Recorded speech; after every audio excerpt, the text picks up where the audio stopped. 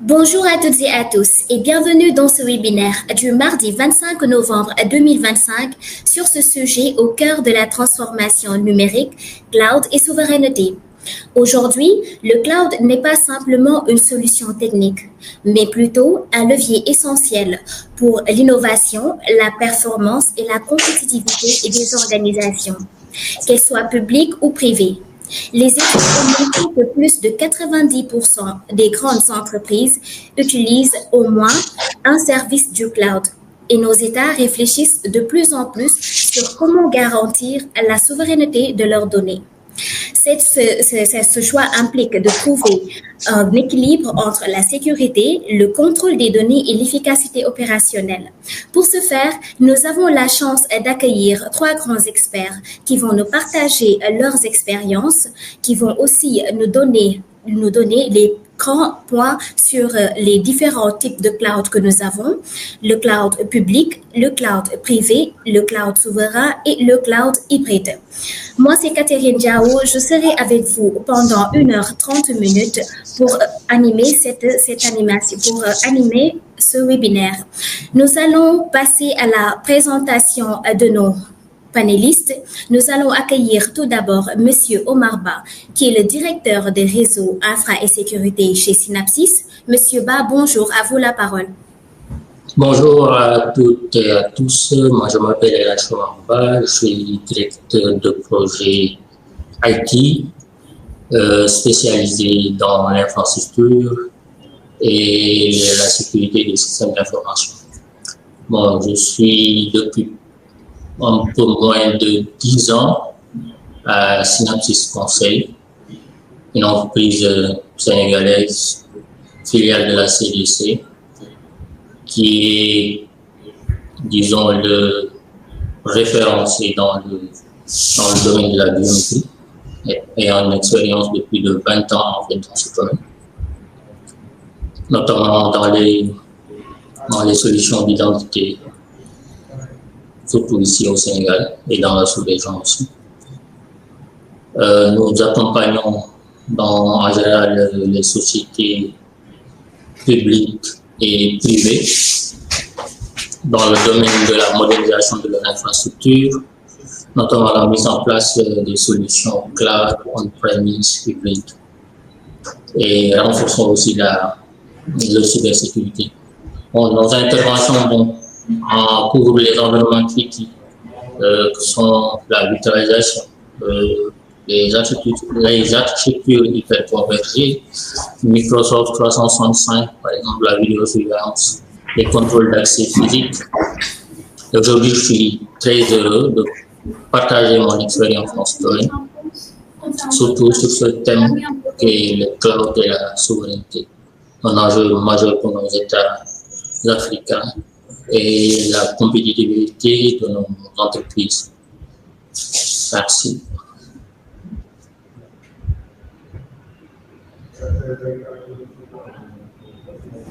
Merci, Monsieur Ba, pour votre présentation et nous sommes ravis de vous accueillir parmi nous aujourd'hui. Et nous allons accueillir Monsieur Mohamed Ben Mahlouf Andaloussi qui nous vient du Microsoft. Monsieur Andaloussi, à vous la parole pour une présentation. Merci beaucoup. Ravi d'être là et ravi de participer à ce webinaire. Donc moi, c'est Mohamed Ben Mahlouf. Je suis responsable de l'offre Azure chez Microsoft et je couvre l'Afrique francophone, donc principalement tous les pays d'Afrique, avec un certain nombre d'autres pays tels que la Libye, tels que d'autres pays sur l'Afrique, mais principalement l'Afrique francophone. Alors si je peux résumer un petit peu mon rôle, je dirais que le but, c'est vraiment de travailler avec nos clients, de comprendre leurs besoins et de leur conseiller le meilleur chemin pour qu'ils puissent, arriver à répondre à ces besoins-là à travers les différentes offres cloud de Microsoft. Donc ça, voilà, c'est en ce qui concerne mon rôle.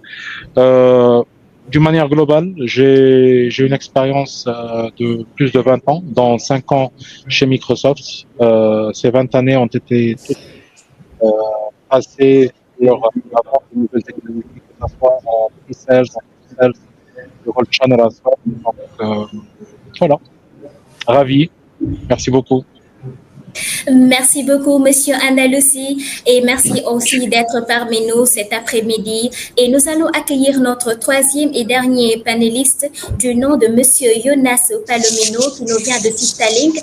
Monsieur Palomino, à vous la parole pour une présentation. Bonjour à toutes et à tous, je suis Jonas Palomino, CEO de Sistalink.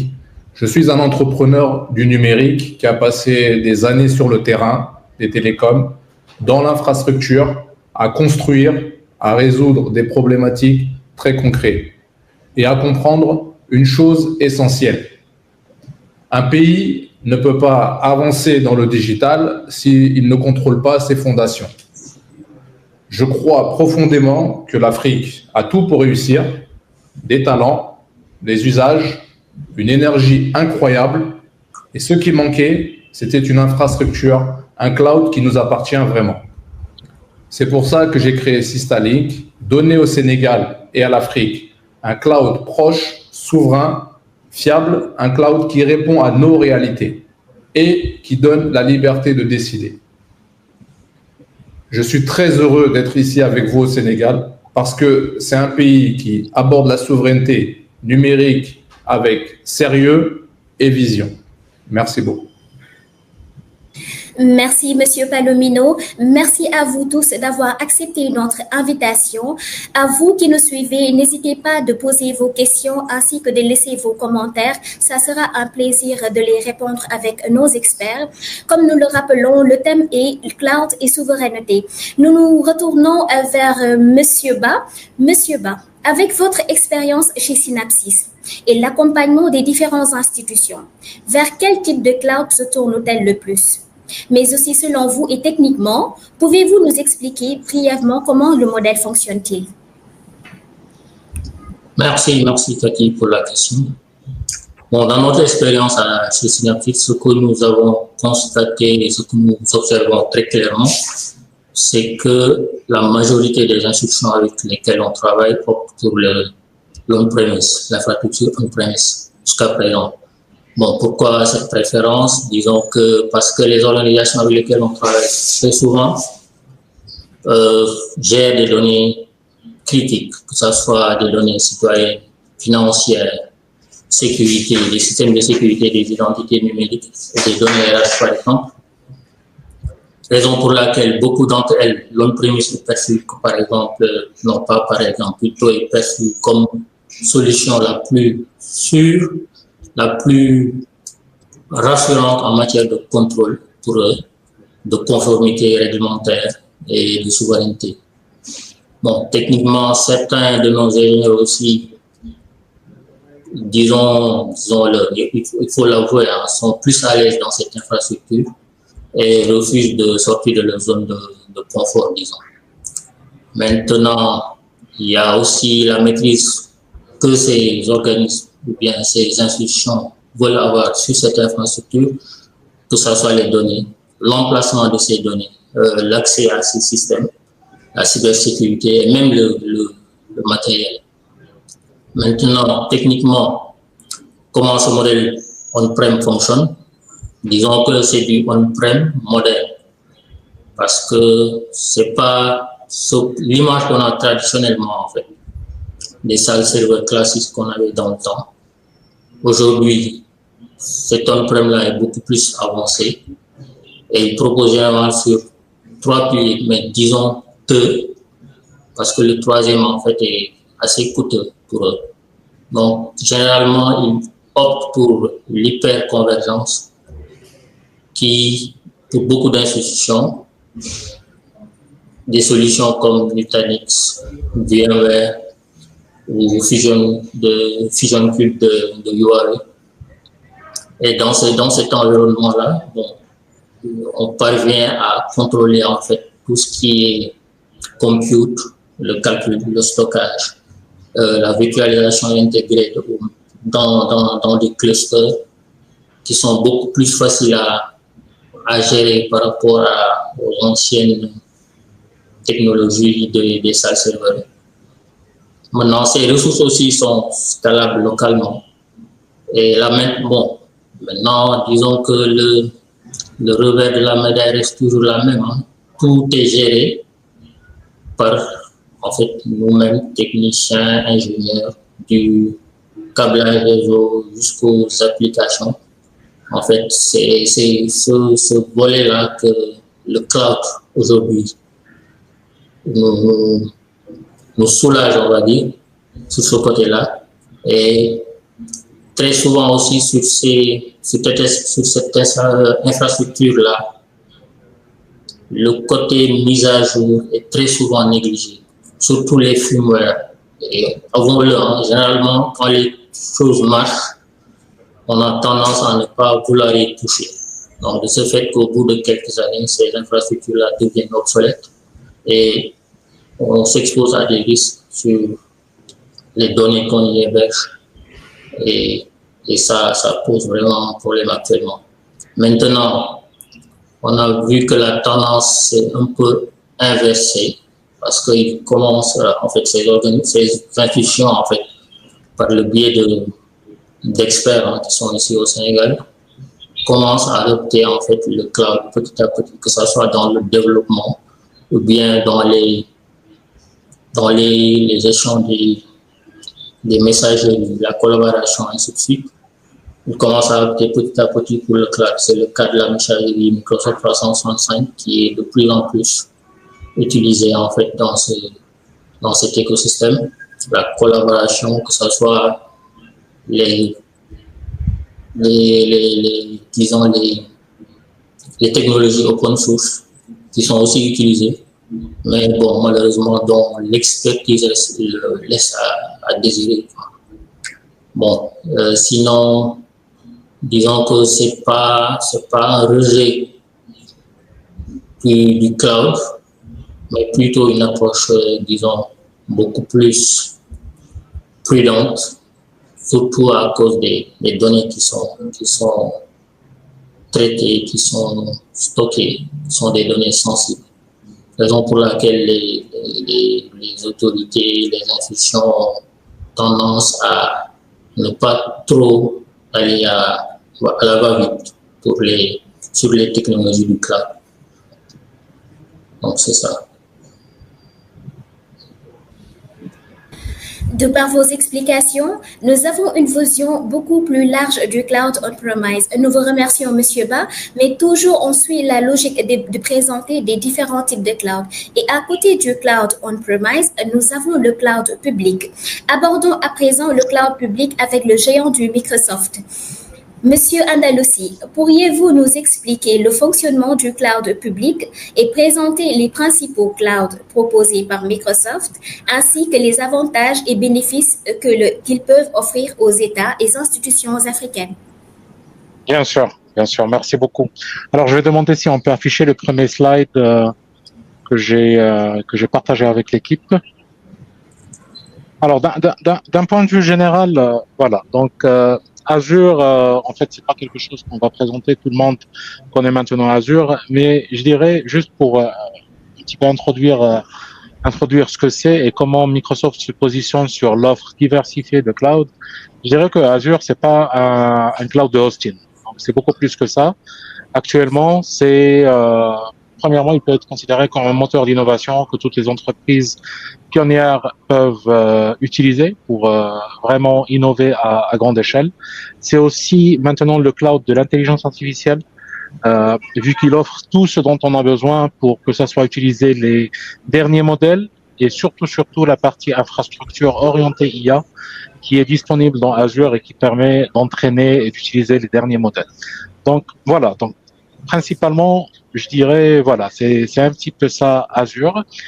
Alors, pourquoi Azure, il est adopté? Pourquoi le cloud public a du sens à être adopté et à être utilisé par les entreprises? Alors, premièrement, on peut parler du côté du scale, comme on dit. Azure, il a aujourd'hui quelque chose comme 70 data centers de par le monde. Et donc, cet écosystème de data centers qui sont connectés entre eux met en place une certaine capacité pour les clients qui adoptent Azure à faire face à tout ce qui est résilience. Donc, tout ce qui est high availability, haute disponibilité, tout ce qui est disaster recovery. Il y a un modèle de ce qu'on appelle de responsabilité partagée entre le client et Microsoft qui permet à Microsoft de gérer une partie de ces services-là et de laisser une autre partie au client. Donc tout ça, c'est quelque chose qui facilite l'utilisation du cloud et surtout l'utilisation des services qui existent dans Azure. Il y a un deuxième point et à travers lequel je dirais que Microsoft elle a insisté pour que ça soit au cœur de sa vision du cloud, c'est la sécurité.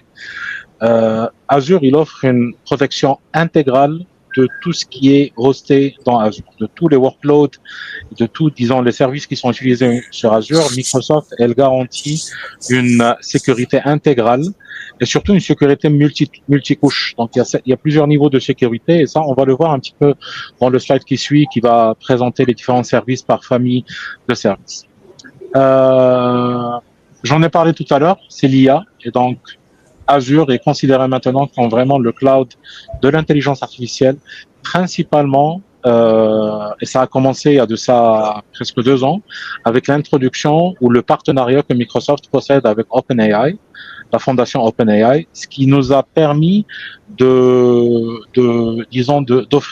à nos clients et d'offrir aux utilisateurs finaux une panoplie d'innovation et une panoplie de modèles, et comme j'ai dit tout à l'heure, d'infra orienté IA, donc entre parenthèses les GPU, les derniers GPU, qui permettent d'entraîner, d'utiliser les derniers modèles, d'entraîner les données au niveau de Azure et d'en tirer le maximum d'informations.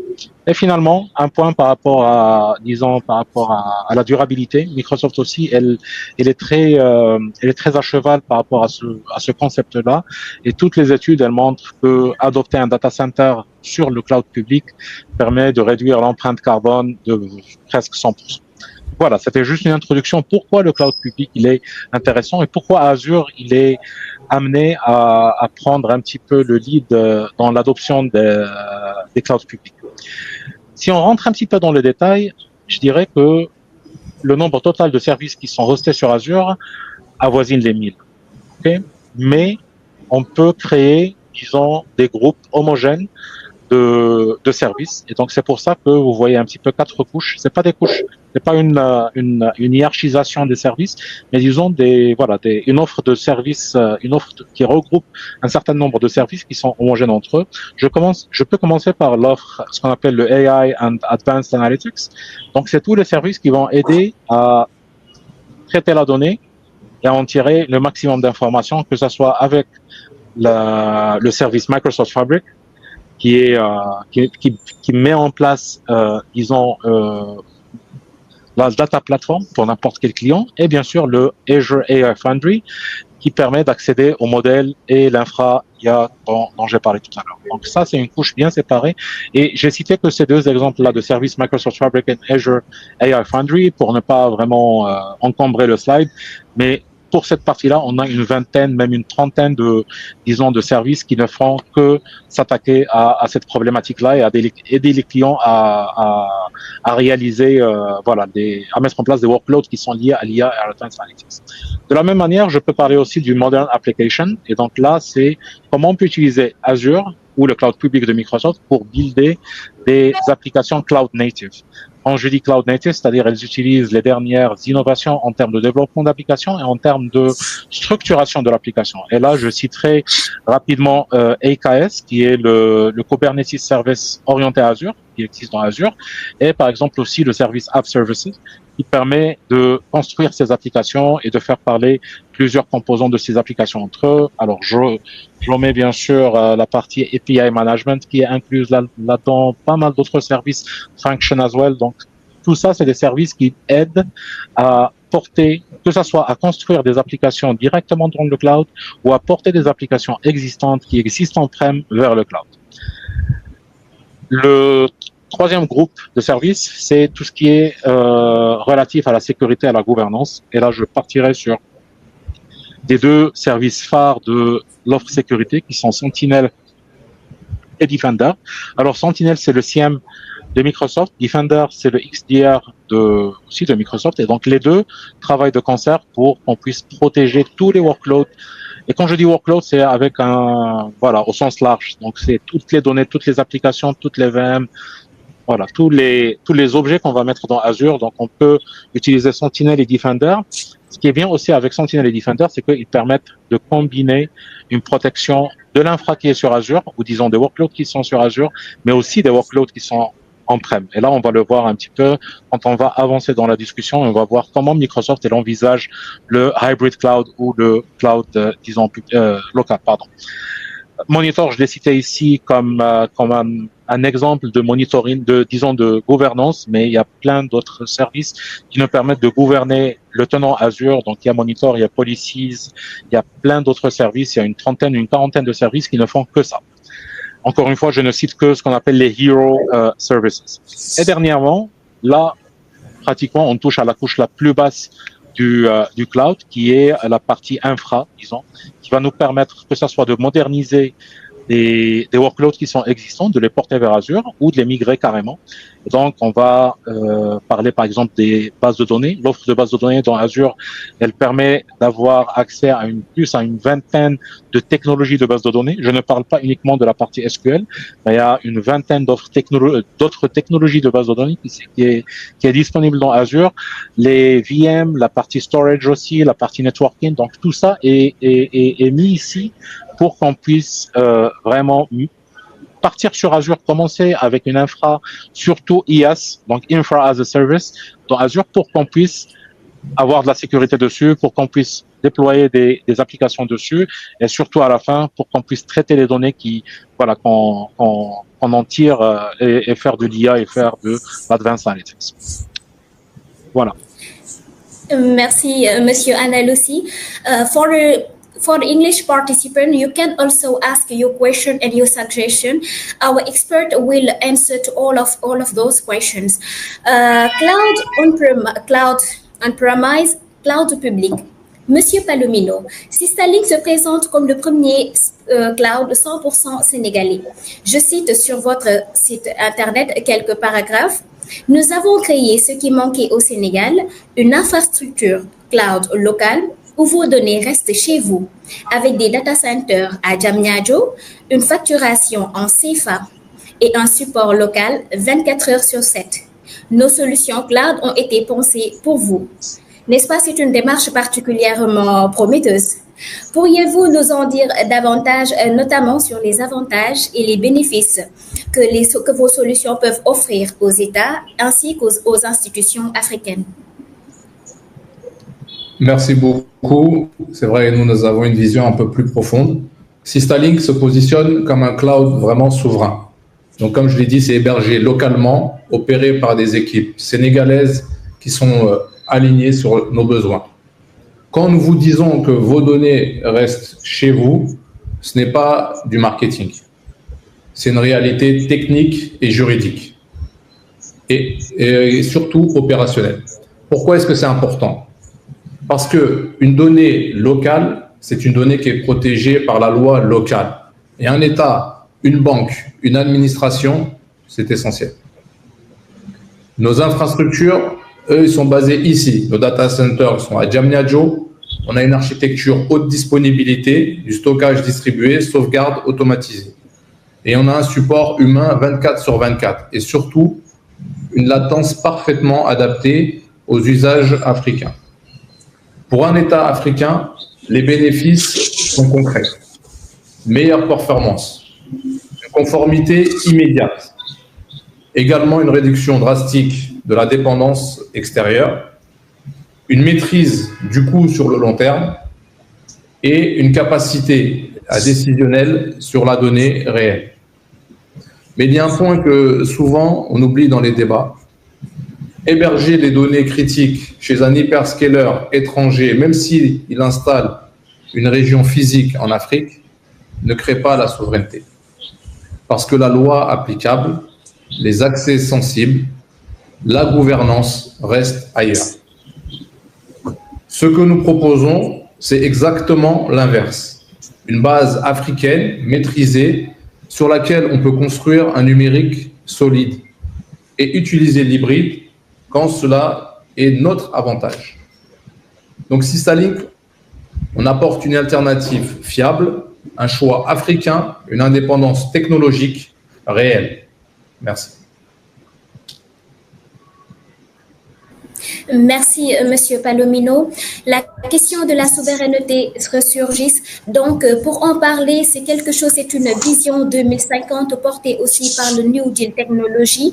Et pour parler encore et mettre des éclairages par rapport à la souveraineté. Monsieur Palomino a souligné les enjeux majeurs liés à la souveraineté des données, un aspect crucial. Monsieur Ba, après avoir découvert la puissance et l'agilité des solutions présentées par Microsoft et Systalink, quelle approche Synapsys propose-t-elle pour aider les institutions qu'elle accompagne à concilier l'adoption du cloud avec les impératifs et les souverainetés de souveraineté? Merci pour la question. En fait, cette question vraiment est d'actualité, en fait. Effectivement, c'est la préoccupation actuelle de toutes les institutions africaines et sénégalaises, les entreprises et ainsi de suite. Maintenant, chez nous, Synapsys, en fait, l'approche est très simple.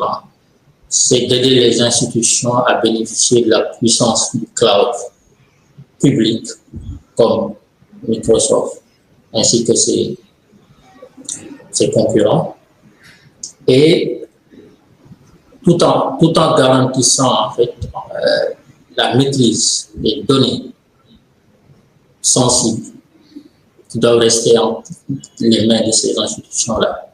Et dans ce sens-là, Systalink qui est là, avec lequel on a récemment commencé à collaborer, peut vraiment consolider, en fait, plutôt rassurer en fait ces institutions-là dans la souveraineté. Concrètement, ce qu'on propose en général, c'est dans un premier temps de classifier en fait les données de gouvernance, les données sensibles, que ce soit des identités, les sécurités, les finances, comme disait M. Palomino, les banques, ainsi que les métiers sensibles, que ce soit les RH et autres. C'est cette classification en fait qui nous permet en fait de déterminer où ces données-là devront résider, que ce soit sur nos data centers ici en local, on-premise dans un cloud privé qui, à mon avis, pour le moment est très coûteux, ou bien dans les clouds publics. Maintenant, après avoir classifié en fait ces données-là, ça nous donne une orientation bien précise sur quelle technologie aller. Et systématiquement, en fait, on tombe sur la même option qu'est le cloud hybride, où on mixe le cloud public avec le cloud privé, ou bien l'on-premise même parfois, si vraiment c'est des données vraiment critiques dans ce sens-là. Et avec ça, cette architecture hybride qu'on veut souveraine, en général, c'est plutôt les institutions privées, plutôt les institutions publiques qui en ont besoin. Et le cloud, en fait, les services qu'a présenté M. Benjelloun, je pense, non, représentant de Microsoft, je m'excuse pour Monsieur Andalussi. Andalussi, voilà, oui. Je m'excuse pour ce public. En fait, on ne peut pas se passer aussi de ces technologies-là actuellement, que ce soit l'IA, ainsi de suite. Et dans un autre sens, il y a cette histoire de souveraineté qui est là et qui est vraiment légitime. Bon, en général, on mixe en fait les deux dans la plupart de nos options. Maintenant, quand on parle de souveraineté, ce n'est pas seulement l'aspect technologique. Hein. Il y a aussi la montée en maturité des équipes locales qu'il faut gérer aussi. Et dans ce sens, la Synapsis accompagne en fait les équipes par la formation et la gouvernance des données, la sécurité du cloud, l'exploitation hybride, que ce soit les architectures hyper convergées qu'on utilise très souvent dans certaines institutions. Et dans tout ça, il faut aussi être dans la réglementation des stratégies de conformité. Donc l'objectif en fait est toujours de permettre à ces institutions d'être indépendantes techniquement et opérationnellement vis-à-vis de tout fournisseur, que ce soit le cloud public, le cloud privé qui est là. Donc en général, très souvent, c'est quasi systématiquement maintenant, c'est cette option-là qu'on conseille la plupart du temps à nos partenaires et à nos clients.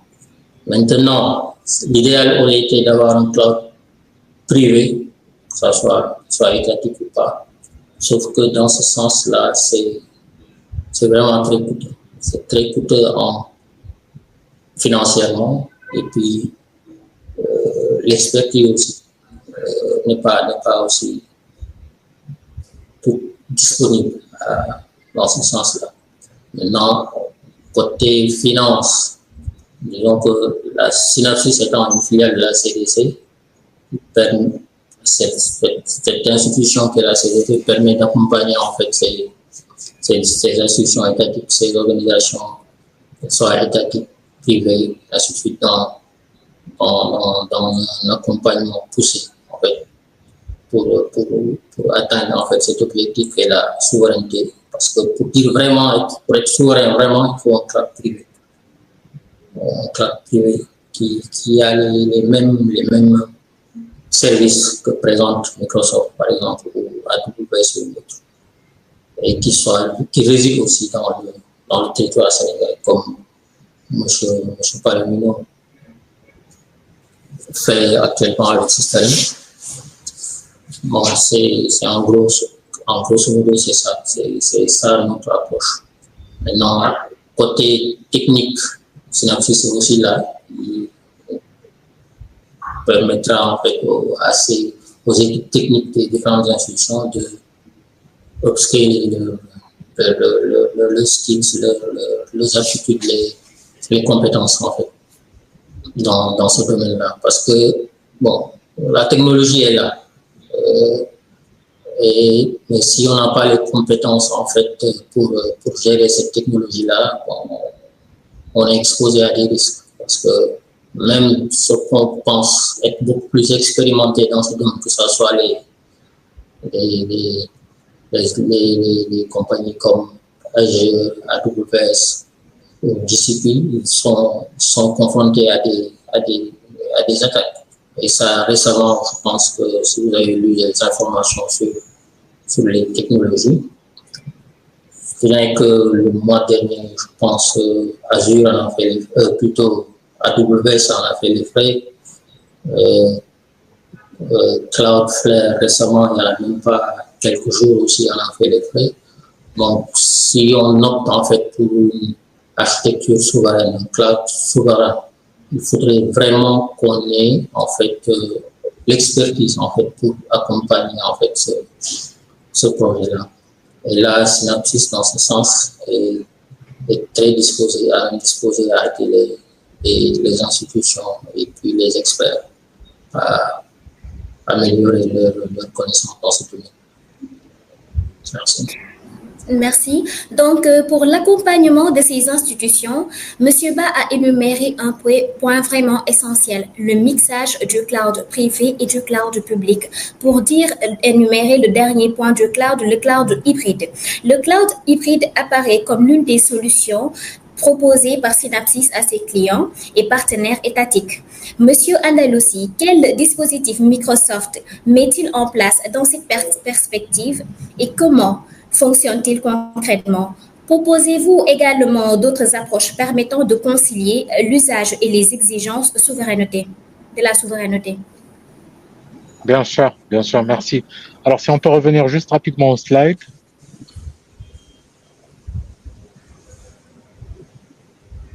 Et pour commencer, je dirais que effectivement alors si vous pouvez avancer, non, voilà, tout à fait. Donc effectivement, le besoin d'avoir un cloud privé ou d'avoir un cloud hybride, donc qui va combiner un cloud privé et un cloud public, ça se voit de plus en plus. Pourquoi? Parce que tout simplement, des fois, on n'a pas la possibilité d'adopter le cloud public. Pas uniquement pour répondre à des besoins, disons, d'un certain nombre de pays. Même les pays qui adoptent le cloud d'une manière vraiment, qui adoptent le cloud public d'une manière sans aucune restriction, ils ont des fois la nécessité de déployer des workloads on-prem via l'approche hybride ou via l'approche locale, ce qu'on appelle le Azure local. Pourquoi? Parce que des fois, c'est une question de souveraineté de données, c'est une question de résidence de données, donc data sovereignty, data residency, ou workload sovereignty, workload residency. Des fois, c'est une question de contrôle opérationnel sur un certain nombre d'opérations. Et donc, du coup, mettre ces workloads-là dans le cloud public, ça ne va pas le faire. Et donc, du coup, Microsoft, elle a pensé à, non pas de remplacer le cloud public, mais d'apporter une réponse par rapport à cette question-là qui réside dans ce qu'on appelle le Azure Local. Alors, c'est quoi Azure Local? Principalement, c'est un hardware de l'utilisateur final, du client, de l'entreprise, qui va hoster un software qui s'appelle Azure Local. Donc, ce software-là, il permet de provisionner du compute, donc des VM d'une manière générale, des clusters Kubernetes, par exemple, d'assurer du networking interne, donc entre le stack, entre le cluster et les autres, par exemple, les autres serveurs du client, et bien sûr la partie storage. Donc ça, c'est un petit peu la couche basse pas péjoratif, pas ça, oui. Mais c'est la couche avec laquelle on peut assurer un premier niveau d'adoption du cloud, mais avec les règles d'un déploiement on-prem.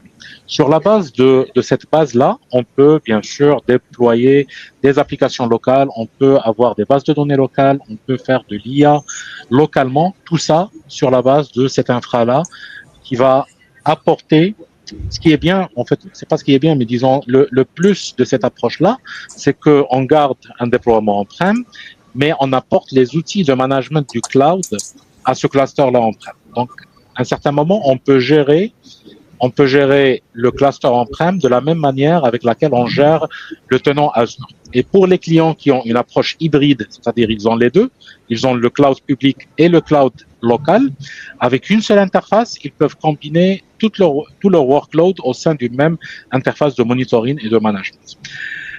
Comme vous voyez, dans ce slide-là, on distingue entre deux zones. Donc, il y a la zone locale, c'est-à-dire le on-premise du client. Donc, c'est toute la partie que vous voyez là, hardware, Azure local, et la partie application data et IA. Et pour qu'on puisse gérer ce cluster-là de la même manière qu'on gère un cluster cloud, on aura besoin d'un autre composant qui s'appelle Azure Arc. Alors, Azure Arc, il faut le voir comme un bridge, comme un pont entre l'infra local et les data centers de Microsoft. C'est à travers ça qu'on peut apporter le contrôle plane du cloud dans le cluster local. Et c'est à travers ça aussi qu'on peut étendre un certain nombre d'informations, un certain nombre de services à cette infra locale et ces services-là qui n'existent que sur le cloud. Et là, on peut passer au slide d'après parce que ça montre un petit peu, beaucoup plus en détail, cette approche-là. Alors, comme vous voyez là, j'ai voulu positionner les deux offres, le cloud public avec le cloud local, sur deux échelles. Il y a une première par rapport, d'un côté, la data, ou disons le residency d'une manière générale, la résidence de workload. À l'autre bout, il y a ce qu'on appelle le public scale, c'est-à-dire quand on adopte le cloud public. Et sur l'axe des Y, on a ce qu'on appelle la scalability et service breadth, c'est-à-dire tant qu'on s'oriente vers le haut, on va gagner en scalabilité, on va atteindre, on va pouvoir utiliser beaucoup plus de services. Et comme vous voyez, les deux offres, disons, se positionnent de part et d'autre dans cette analyse-là. Et le Azure Local, il permet d'apporter une réponse à cette question-là de data residency accompagnée du data sovereignty, ou workload residency accompagné de workload sovereignty, parce que c'est hosté localement, l'accès vers l'extérieur, il est contrôlé, et ça permet vraiment d'avoir une version de son Azure à lui. Ça vient avec, disons, un downside. C'est des choses qui sont inhérentes, bien sûr, à l'offre locale, parce que effectivement, c'est une offre locale. On n'a pas accès à tous les services de Azure. On a accès à des services de base, tels que les VMs, tels que les storage, tels que le storage, par exemple, la partie networking, la partie Kubernetes, et un certain nombre de fonctionnalités sécurité qu'on va assurer avec le bridge de Azure Arc. Mais d'un point de vue réglementaire, d'un point de vue aussi, surtout réglementaire, l'offre locale, l'offre Azure locale, elle permet de répondre à cet impératif-là. Et si un client est en tête la possibilité de mettre en place un cloud hybride, alors les deux vont vont jouer de concert pour qu'on puisse hoster des workloads dans l'offre publique, si cela est possible, et de hoster les autres qui ne peuvent pas aller en public dans le Azure Local. Donc ça, c'est par rapport à Azure Local. Et disons, si on pousse l'analyse un petit peu encore plus loin, on peut faire la différence entre ce qu'on appelle la residency et la sovereignty. En fait, l'une n'implique pas l'autre. C'est-à-dire, on peut avoir de la data residency sans la souveraineté, parce que la souveraineté, c'est quoi en général? C'est la possibilité de se conformer à des régulations et à des lois locales, que ce soit d'une région ou d'un pays ou même d'une industrie. Donc ça peut porter plusieurs casquettes. Donc on peut avoir l'un sans l'autre, mais surtout, on peut dire qu'on peut arriver à de la data residency ou à workload residency sans vraiment passer par sovereignty. On peut arriver à ce qu'on appelle le workload sovereignty, ou la souveraineté d'une manière générale, sans passer par la residency. Pourquoi? Et là, si vous pouvez passer rapidement au slide d'après. C'est pour ça que Microsoft a pensé à une offre qui s'appelle Microsoft Cloud for Sovereignty. C'est quoi Microsoft Cloud for Sovereignty? Il va se positionner au milieu de l'offre locale, qui est full on-prem, avec un accès de la télémétrie vers le cloud public, et une offre totalement publique basée sur Azure. Donc, le Microsoft Cloud for Sovereignty se positionne au milieu. Et il va permettre... Alors, je ne sais pas, il y a du bruit, si vous permettez. D'accord. Donc, je disais, l'offre Microsoft Cloud for Sovereignty, il se positionne au milieu. Il permet de mettre en place les prérequis de souveraineté des workloads qu'on va hoster dans le cloud.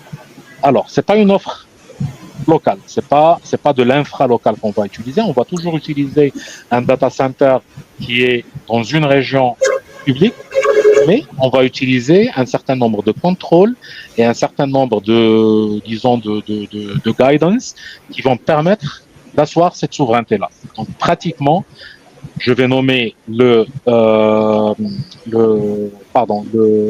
Sovereign Landing Zone. Donc, on a ce qu'on appelle la Sovereign Landing Zone, donc un certain nombre de services qui rentrent dans cette optique-là et qui vont permettre à tout ce qui est construit sur la base de cette landing zone dans le cloud, d'hériter du côté de souveraineté ou du caractère souverain de ce cloud-là. Il y a d'autres prérequis aussi qui sont offerts par Microsoft Cloud for Sovereignty. C'est principalement ce qu'on appelle le confidential computing. Donc, c'est aussi, encore une fois, des services qui sont dans le cloud, mais qui sont homologués et qui sont approuvés par la majorité des régulateurs et dans lesquels on peut faire ce qu'on appelle le confidential computing. Donc, il y a une offre qui est très, très large et qui permet d'avoir des services de confidential computing. Donc, on peut faire du confidential AI, on peut faire du confidential databases, on peut faire du confidential. Donc, tout ça, c'est géré par cette offre-là de confidential computing. Et aussi, la partie, ou disons, un composant qui est essentiel à toute offre souveraine, c'est ce qu'on appelle le HSM. HSM, c'est l'acronyme pour Hardware Security Module. Donc, par exemple, dans le Azure local, le HSM, il sera fourni par le client. Dans l'offre souveraine, on peut cohabiter le HSM du client avec le HSM Azure, ce qui va assurer une sécurité vraiment accrue et combiner les deux. Voilà, donc ce qu'il faut retenir, c'est que avec vraiment l'offre souveraine et principalement Microsoft Cloud for Sovereignty, on peut pallier aux limites de l'offre cloud, de l'offre locale, pardon, parce que l'offre locale, comme on a vu, elle ne permet pas d'accéder à tous les services qui existent dans Azure. Donc, on peut avoir cette extension-là et on peut acquérir et avoir accès à tous ces services, notamment via le confidential computing, mais sur une offre cloud, je dirais publique, mais souveraine. Voilà. J'espère que ça a été clair. S'il y a des questions par la suite, je serai heureux d'y répondre. Oui, bien sûr, très clair, Monsieur Andalousi, des approches qui permettent de gagner en scalabilité et de concilier l'usage du cloud. Je pense que si vous avez des questions, comme il l'a si bien dit, vous pouvez les poser, parce que vous aussi, vous en faites partie et que le débat, c'est un débat d'actualité et qui concerne plusieurs organisations. Le modèle de Systalink semble par nature concilier les enjeux du cloud et ceux de la souveraineté. Comment garantissez-vous aujourd'hui pour vos clients l'ensemble des aspects essentiels, souveraineté, sécurité, scalabilité et à haute disponibilité? Monsieur Palomino, à vous la parole. Merci. Alors, pour garantir ces 4 éléments, souveraineté, sécurité, scalabilité et haute disponibilité, nous avons construit Systalink avec une logique simple. C'est maîtriser la base et offrir la flexibilité seulement quand elle est utile. Donc, d'abord, la souveraineté, c'est chez nous. Donc, la donnée ne quitte pas le territoire, elle dort dans nos data centers sous juridiction sénégalaise, avec un accès maîtrisé, audité, documenté. Ce n'est pas un cloud installé ici, c'est un cloud qui est pensé ici. Ensuite, la sécurité, nous utilisons une architecture en isolation complète. Chaque client, chacun a son environnement dédié, son réseau virtuel privé, ses clés de chiffrement, ses sauvegardes, et il est complètement indépendant. Nous appliquons aussi également un monitoring 24 heures sur 24 avec une détection proactive des incidents. Pour la scalabilité, nous avons conçu Systalink comme une plateforme modulaire. Donc, ça nous permet d'augmenter les ressources en quelques secondes, ajouter du stockage, étendre des environnements, déployer des clusters à haute performance sans interruption pour le client. Enfin, la haute disponibilité. Notre infrastructure repose sur la redondance systématique. Dualité énergétique, multi-opérateur réseau, cluster de virtualisation, réplication interne. Si un composant tombe, le service, lui, continue. Mais je veux insister sur un point de vérité. Installer AWS ou Azure dans un data center africain ne garantit pas cela. Les couches de gouvernance, de sécurité logicielle, de décision critique restent à l'étranger. La donnée peut-être est là, mais la souveraineté, elle n'y est pas. Systalink garantit l'inverse. Le contrôle juridique, la maîtrise technique, la transparence opérationnelle et l'indépendance stratégique. C'est ça qui permet aux États et aux institutions africaines de bâtir un numérique solide, fiable et réellement sous leur contrôle. Merci. Merci, Monsieur Palomino, pour ces éclairages. Et nous avons une vision plus large de la souveraineté et surtout des données qui restent sur place. Donc, pour dire, nous avons fait le tour par rapport aux différents types de cloud que nous avons et ils ont bien expliqué comment les clouds fonctionnent aussi, les avantages qu'ils nous apportent, mais aussi ils nous ont parlé aussi des enjeux que les clouds peuvent avoir. Et du côté cloud on-premise, nous avons avec M. Ba bien compris ces terminologies, mais aussi avec M. Andalousi de Microsoft et aussi M. Jonas Palomino. Voilà, donc nous allons passer aux questions. Si vous en avez, vous en faites partie. Comme je viens de vous le dire, vous pouvez poser vos questions.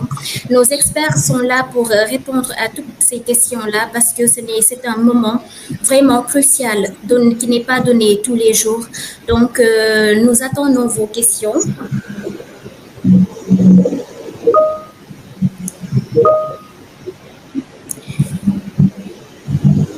Don't forget to ask a question, guys.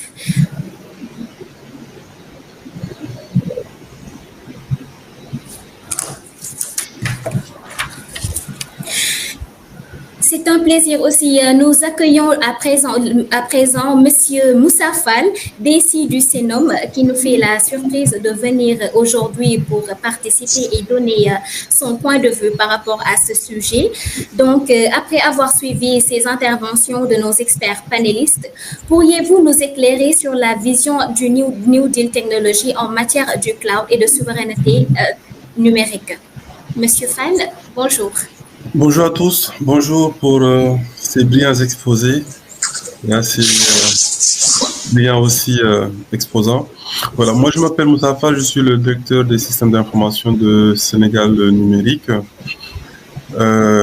Comme évoqué, alors le New Deal technologique est une vision stratégique conçue par l'État du Sénégal, nommée Sénégal 2050. Toutefois, pour juste refaire le contexte, toutefois certains fondamentaux touchant des secteurs prioritaires sont attendus à l'horizon 2035. Donc c'est le cas de la définition de la notion de cloud souverain, logé dans l'axe 1 du New Deal technologique appelé souveraineté numérique. Donc la souveraineté numérique et le cloud fait partie de l'axe 1 de ce composant-là. Alors, en écoutant effectivement les exposants, c'est très intéressant aujourd'hui de savoir que l'écosystème sénégalais se dote de plus en plus de champions, à même d'aider l'État du Sénégal à adresser la question du cloud. Donc, il faut quand même qu'on soit factuel. Il faut qu'on soit factuel sur le fait que c'est pas que le Sénégal, beaucoup de pays aussi, notamment comme la France. Tous ces pays ont aujourd'hui de grandes dépendances sur la problématique du cloud. Parce que le cloud, et c'est connu, c'est assuré par les géants qui sont sur le marché depuis très longtemps. Microsoft, Google, un peu Facebook, etc.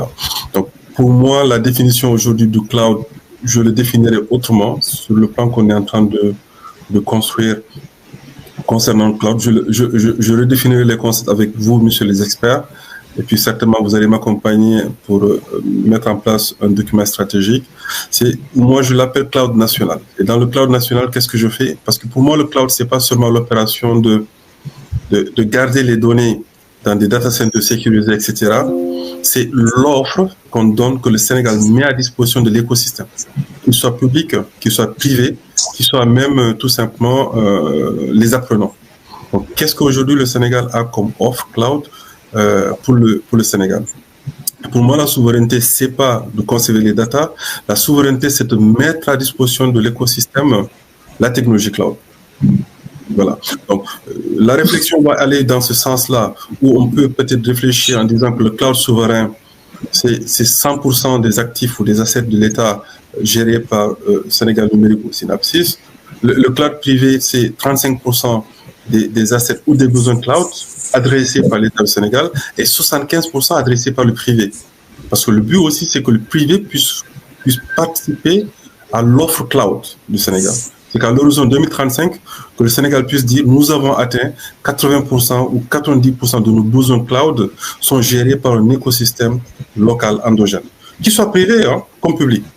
Donc le but, c'est que notre rôle, c'est d'animer cet écosystème-là, c'est de mettre en place le cadre d'échange, la standardisation, le référentiel pour que le privé aussi vienne investir dans cette partie-là, dans cet écosystème-là et puisse en grandir. Voilà. Donc, nous, c'est surtout moi la vision que j'ai. Le cloud public, il peut être 100% dédié à l'écosystème privé, qui peuvent le faire grandir, qui peuvent le maintenir, parce que quelque part, on sait qu'ils sont des champions, qui sont bons dans ces technologies-là. Donc, effectivement, il faut qu'on trouve le moyen de les faire participer dans cet écosystème-là, tout en bénéficiant de leur expertise et de leur savoir-faire. Après, on peut adresser la question de souveraineté, où se trouvent les data, où se trouvent les sites de backup, où se trouvent les réplications, etc. Mais une fois de plus, le rôle de CNUM sera de mettre en place le cadre de standardisation et le cadre d'échange. Voilà. Mais alors, mes exposants, je suis désolé d'avoir repensé le concept de cloud, mais j'espère que vous êtes d'accord avec cette orientation que j'ai voulu donner en répondant à cette question posée par mademoiselle. Voilà, merci à tous. Merci, Monsieur Fall. Sûrement, nous allons après donner la parole à nos exposants afin qu'ils puissent rebondir un peu sur votre point que vous avez souligné, une autre définition du cloud, le cloud national. Pourquoi pas? Donc, Monsieur Fall, en tant qu'entité publique et au même titre que Synapsys, le rôle CNUM entend-il jouer à côté de Synapsys et de la CDC pour accompagner les institutions dans cette transition stratégique? Non, clairement, je pense qu'on est dans la même veine, Synapsys et la CDC. Bon, évidemment, Synapsys, vous savez, hein, c'est une filiale de la CDC, Sénégal Numérique aussi, et l'agent technique de l'informatique de l'État, si on peut le définir comme ça.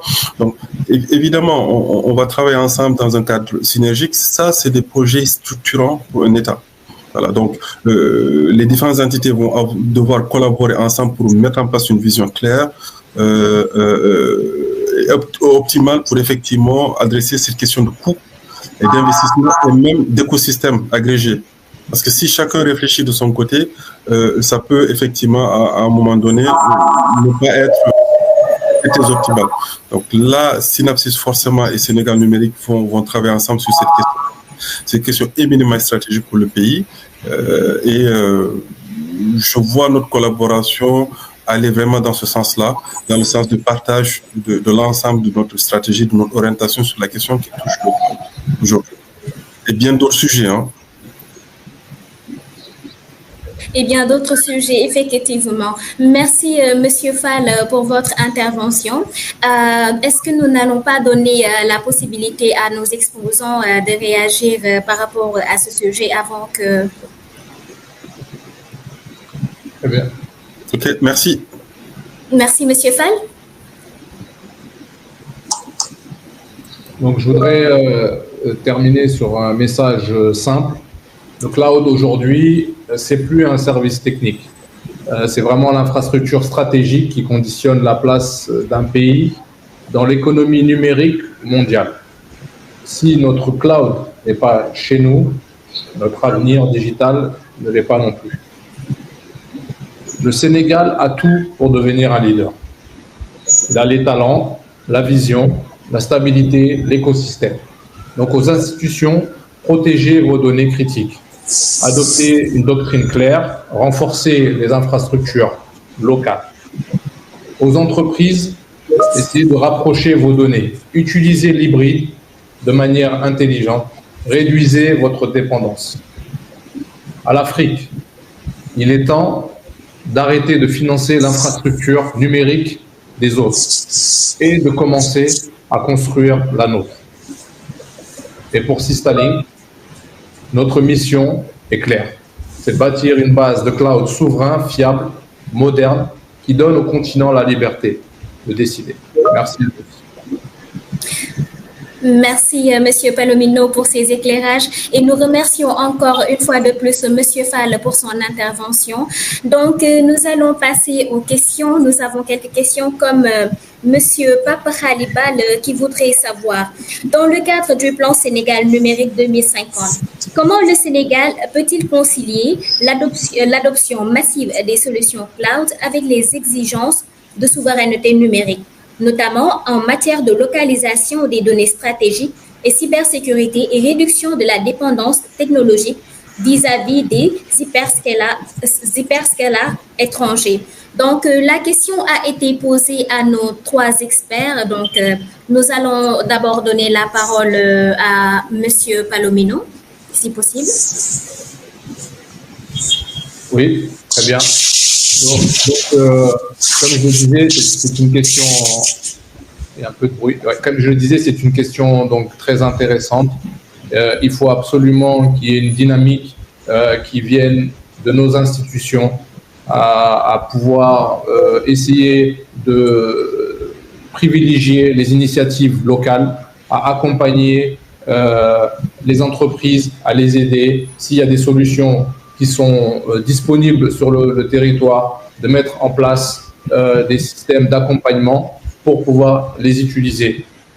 Également, peut-être mettre des avantages de fiscalité si on héberge nos données ailleurs, alors qu'il y a des solutions qui sont vraiment locales.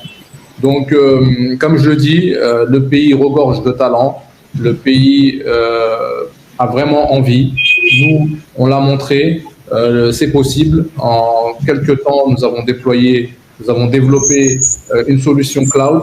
Aujourd'hui, n'importe qui peut, en quelques clics, venir provisionner une machine virtuelle, un hébergement web qui est 100% local, administré, sécurisé, hébergé bien ici. Donc voilà, nous avons fait les efforts donc, aux autorités d'insuffler un petit peu cette vision. Merci. Merci, Monsieur Palomino. Ainsi, nous allons donner la parole à Monsieur Ba pour qu'il nous donne son point de vue vis-à-vis à cette question posée. Merci Fatih. En fait, disons que je rejoins un peu Monsieur Palomino dans ce sens-là. Et chez Synapsis, on est convaincu. La souveraineté n'est pas juste une obligation, c'est aussi un accélérateur de développement. C'est un moteur d'innovation, de levier de croissance et surtout le continent d'ailleurs. Maintenant, la souveraineté de données, tout le monde le sait, c'est une condition qui permet de stabiliser en fait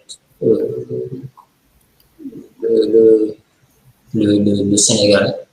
Côté souveraineté, je veux dire plutôt, en fait, quand on a la maîtrise de ces données, on est moins exposé. Donc, on est obligé d'avoir cette maîtrise-là. Maintenant, le cloud est là. Hein. Il offre vraiment des outils, des technologies qui peuvent vraiment booster en fait notre économie, nos entreprises. Donc, il faut qu'on puisse au moins mixer cela entre les deux. Maintenant, M. Palomino le disait tout à l'heure, en fait, il faut qu'on ait tendance surtout à booster en fait nos entreprises locales, que ce soit dans tous les domaines, que ce soit dans le cloud ou ailleurs. Parce que c'est en boostant en fait nos entreprises qu'on élève en fait la compétitivité, le niveau d'expertise en fait de nos citoyens qui sont dans le domaine technique ou numérique, ainsi de suite. Donc, il faut vraiment que l'État, et je pense que il n'y a pas que l'État, la CDC par exemple, parlons dans ce sens-là, a vraiment poussé en fait pour les entreprises locales à les booster. Maintenant, faut le reconnaître aussi, les géants qui sont déjà là ont des années d'avance sur nous. Donc, on est obligé de mixer en fait les deux. Donc, on va pas dire que c'est un choix entre un truc local ou le cloud ou souveraineté, mais essayer de trouver en fait un mix très avantageux pour nous, États africains, et pour nos citoyens et entreprises africaines. Donc, c'est dans ce sens-là qu'il faut vraiment que l'État, en fait, puisse définir clairement, en fait, ses orientations et puis accompagner, en fait, les sociétés locales pour atteindre cet horizon de 2050. Merci. Booster nos entreprises locales et mixer les deux, ça, le point de vue de M. Ba. Donc, tournons-vous vers M. Andalousi pour nous faire part de sa réponse pour cette question. Très bien. Alors, par rapport à la question, ce que j'ai bien aimé un petit peu dans ce qu'a dit c'est Monsieur Fall, pardon. Voilà, très bien. Donc, vous avez bien dit, et ça, c'est quelque chose aussi que j'ai dit, que la souveraineté ne veut pas dire ou n'implique pas directement la residency. Donc en anglais, sovereignty is not doesn't mean residency. On peut avoir de la souveraineté sans avoir de la résidence. Surtout que tout ce qui est, parce que Microsoft aussi, et je l'ai présenté tout à l'heure, on a Azure Local, ça permet d'avoir un avant-goût du cloud par rapport à des services qui sont de la basse couche de n'importe quel cloud provider. Et si on s'intéresse à des choses qui apportent la vraie valeur ajoutée, telles que, comme j'ai dit tout à l'heure, de l'IA, telles que tout ce qui est app innovation, telles que la sécurité, ça c'est des choses qui ne peuvent, et surtout l'IA, je reviens, l'IA et l'advanced analytics d'une manière générale. Ça c'est des choses qu'aujourd'hui on ne peut les faire de la manière la plus efficiente possible que sur un cloud public. Pourquoi? Parce que derrière, il y a des investissements énormes en milliards de dollars qui ont été mis dans les data centers qui hébergent ces services-là et qui hébergent l'infra qui permet à ces services-là de tourner. Donc, si on veut faire de la vraie IA, il faudra vraiment s'orienter vers du cloud public. On peut perdre du temps à essayer de construire quelque chose en interne au niveau de chaque client, à acheter des GPU, à construire des clusters. On va perdre beaucoup d'argent, mais surtout beaucoup de temps pour qu'on puisse faire tourner des choses. L'avantage du cloud public dans les workloads à forte valeur ajoutée, derrière, c'est des workloads qui changent beaucoup en termes de prérequis. Et donc, si on s'amuse à vouloir les construire localement, comme j'ai dit, on va perdre un temps fou et on va perdre beaucoup d'argent parce qu'une fois qu'on aura quelque chose qui tourne, on va se rendre compte que ce n'est plus d'actualité et que pour qu'on puisse faire tourner tel ou tel modèle, il faudra tel ou tel, encore une fois, infra. Et c'est pour ça que, à côté de l'offre locale et de l'offre grand public, qui est le Azure public, on a mis en place cette vision-là autour de Microsoft Cloud for Sovereignty. Donc, c'est une offre totalement orientée souveraineté de workload, avec des contrôles qui sont homologués par la plupart des régulateurs. Ce qui est bien, c'est qu'on peut travailler, Microsoft, avec les équipes, les équipes de ce qu'on appelle SILA, les équipes légales de Microsoft. On peut travailler avec les régulateurs de chaque pays. D'ailleurs, c'est quelque chose que, par exemple, moi, je mène ici au Maroc pour qu'on puisse homologuer cette vision-là comme étant souveraine. Encore une fois, je vais le redire, la souveraineté ne veut pas automatiquement dire la résidence. Donc, on peut avoir un cloud souverain qui est homologué par un régulateur local, mais qui est hosté ailleurs. Donc là, par exemple, on est en train de travailler sur un hosting en Europe parce qu'il y a, par exemple, la norme GDPR en Europe je ne prétends pas connaître le cadre légal à 100% du Sénégal, mais par exemple, si on va comparer avec la plupart des pays ou avec les régulations de la plupart des pays, disons que c'est un cadre légal qui est un petit peu plus restrictif. Et donc, se conformer à ce cadre légal-là et avoir cette garantie-là permet vraiment d'y aller la tête reposée pour qu'on puisse l'adopter comme le cloud souverain pour chaque client dans les pays avec lesquels on travaille. Donc, ça peut être homologué au niveau de tout le pays, c'est-à-dire n'importe quel client peut l'utiliser et ça sera homologué par le régulateur du pays, comme ça peut être homologué pour une utilisation pointue, c'est-à-dire dans le contexte d'un client ou dans le contexte d'une industrie. Et donc ça dépendra des candidats avec lesquels on peut travailler pour qu'on puisse porter cette homologation au niveau du régulateur. Mais ça, c'est quelque chose que Microsoft est en train de driver. Et disons, c'est un petit peu notre réponse par rapport à ce prérequis-là de souveraineté, parce que disons que c'est devenu de plus en plus important. Et donc apporter une réponse à cette question-là, c'était ça a toujours été au sein de nos prérequis. Cloud Sovereignty offert par Microsoft. Nous avons une autre question posée par Monsieur Amadou Ndiaye sur l'aspect souveraineté. Quel rôle joue ou paraît jouer l'autorité de régulation ARTP pour assurer davantage les secteurs privés et publics dans l'écosystème cloud?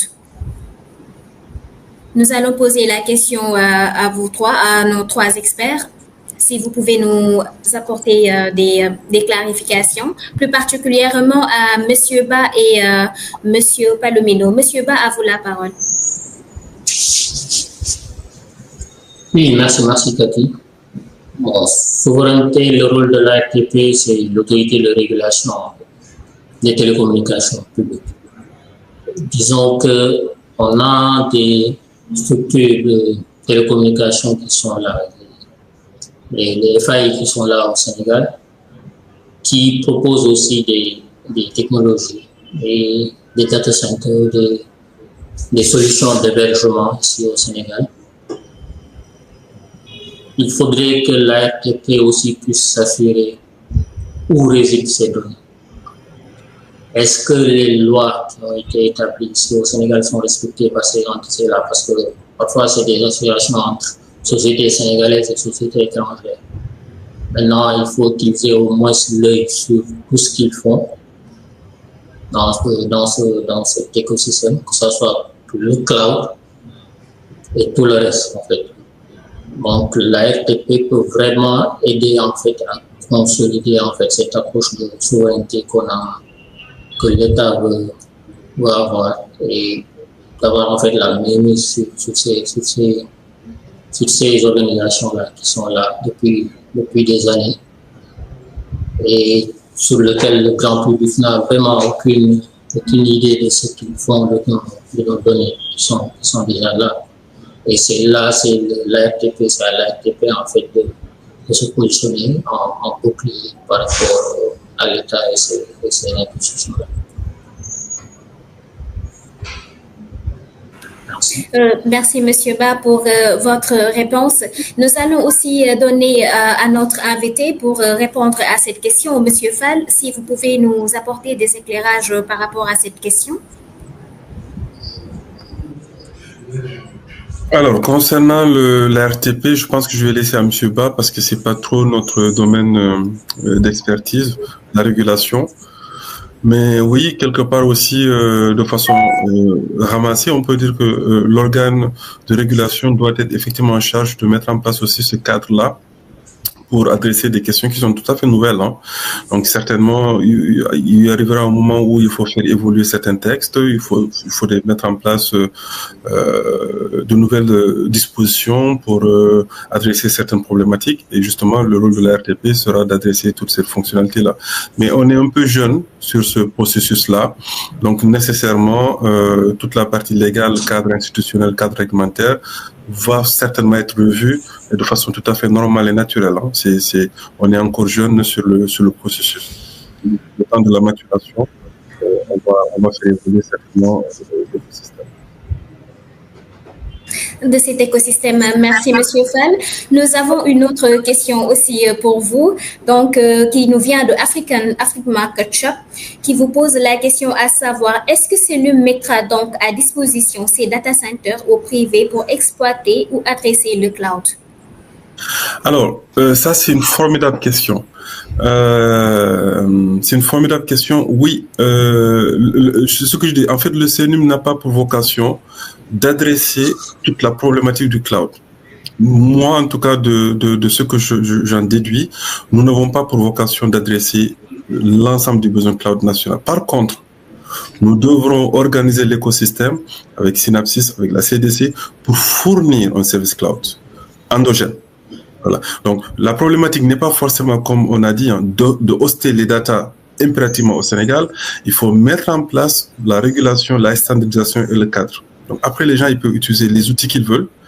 On peut avoir des sociétés privées qui vont développer leur propre software complètement on-premise, from scratch, qui fonctionne et qui le déploie. On peut avoir des prestataires qui veulent utiliser des outillages qui existent déjà, Azure Stack, Nutanix, etc. Donc, ils peuvent faire comme ils l'entendent, mais ils doivent adresser le besoin du cloud. Aujourd'hui, le privé, pour moi, c'est important parce que on peut, sur mes fiches à moi, j'ai noté que le cloud privé, 35% devait être adressé par l'État, par exemple CENUM et tous les organismes afférents, et 75% en principe par le privé. Mais ces 75%-là doivent être encadrés et régulés. Pourquoi?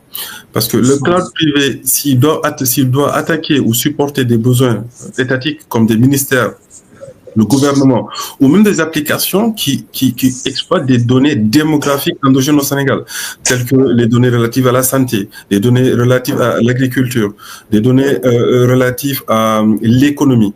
Si l'écosystème privé développe des logiciels, des systèmes, ils doivent effectivement choisir une plateforme cloud quelque part, mais dans la sphère, si je peux dire, cloud privé, tout en gardant cette question de souveraineté, parce que les données qu'ils traitent sont des données endogènes, strictement dédiées à l'État du Sénégal. Donc, même si Senum ne sait pas faire ça, ou Senum le fait aujourd'hui à une certaine mesure, mais Senum doit pouvoir être en mesure d'organiser, d'animer l'écosystème privé pour que le privé aussi prenne en charge ces parties-là.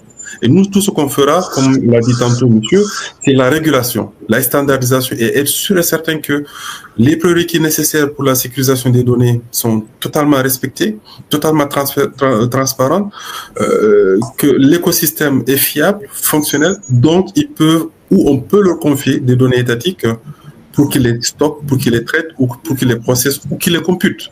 Voilà. Donc le but vraiment, c'est arriver à avoir ce cloud intelligent-là. Les gens, ils peuvent aller où est-ce qu'ils veulent. Quand ils vont aller, par exemple, chez un prestataire client, il faut juste, en créant leur compte, qu'ils disent que moi, je m'appelle tant, je veux aller vers du cloud privé. À partir de ce moment-là, dès qu'ils disent cloud privé, il y a d'autres organismes qui vont prendre le relais. Peut-être Synapse leur dira, on a besoin de plus d'informations sur le fait que vous êtes privé. Dans ce cas-là, on aura besoin de votre accréditation ou de votre fiche de poste ou de ça, pour identifier effectivement que la personne, elle vient dans le système névralgique de l'État. Voilà. Et là, une fois que les autorisations sont validées, on peut lui permettre de générer son environnement.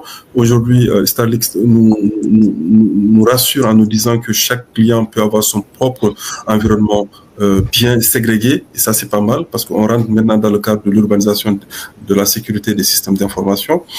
Ils sont déjà prêts apparemment. Voilà, on peut leur confier.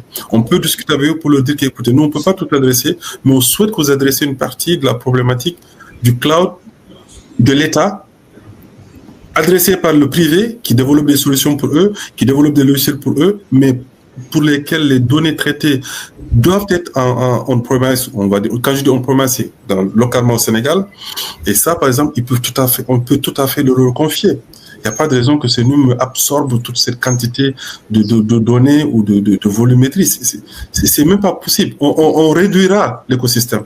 Alors que ces gens, c'est des gens qui font ça 100%. Ils sont meilleurs. Dans tous les cas, ils sont meilleurs. Le privé est toujours meilleur. Parce qu'ils sont dans le développement, ils sont dans la recherche et ils sont dans l'innovation. Voilà. Bon, allez, j'ai été un peu long parce que c'est une question qui m'intéresse, mais je me limite là en espérant avoir répondu oui. C'est nous mettre à disposition ces data centers pour adresser les questions de cloud éventuellement.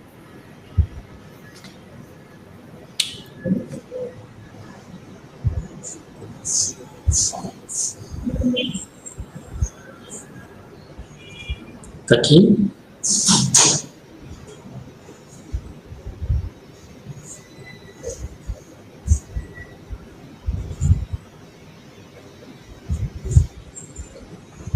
Oui.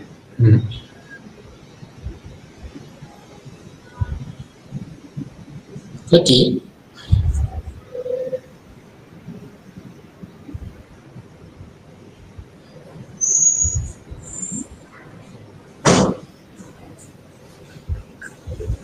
Vini, hein, Cathy?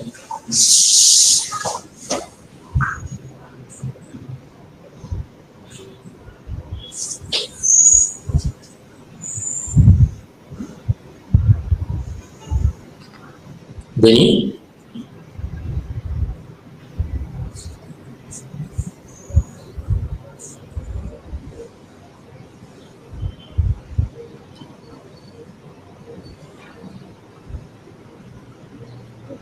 Un problème.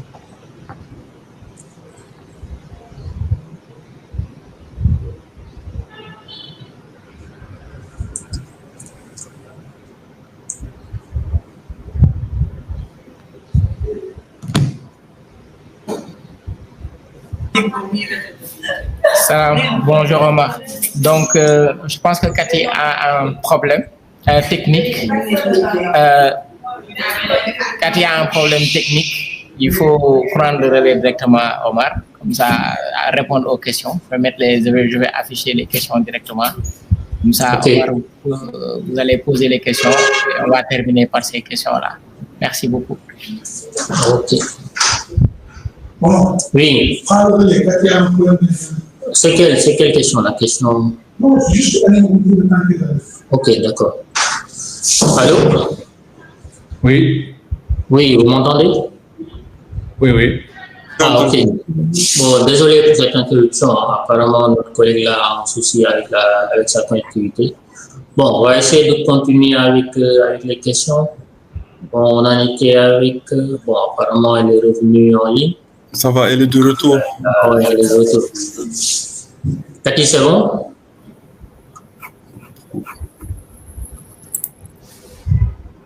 Ah, apparemment, il y a toujours un souci.